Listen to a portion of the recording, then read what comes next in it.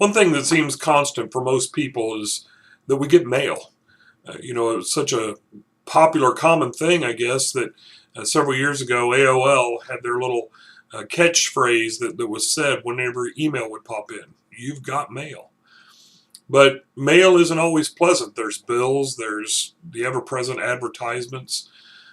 Certainly things that we hope for might be a card or a letter from somebody that we care about letting us know what's going on or perhaps how they feel about us. Certainly the way children interact when they get mail, it's a big deal for them. I kind of think that the way a child looks at mail in our day is probably similar to what the first century people would have thought about mail coming, whether that was in the form of a Christian letter or whether it was just in the form of some other bit of mail. But from a Christian perspective, when someone might have been entering into town carrying a pouch or carrying a letter of some sort, maybe that person was a Timothy or Mark or somebody like that, carrying a letter from Paul or maybe Peter, or maybe it was a representative of James or someone like that carrying a letter. I wonder what the reaction was.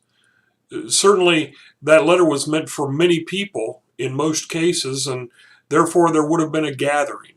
And those people would have gathered together to hear and to listen to what that letter had to say.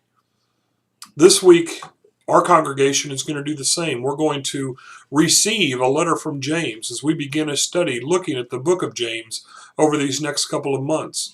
And as a part of that, we're going to be reading through the letter that James sent to those first century believers who were a part of those who had been spread out. And so as we begin to take a look at this letter, I hope your mind and your heart is filled with hope from the message that we might receive from this timeless book of wisdom from the New Testament. I hope to see you there. Thanks.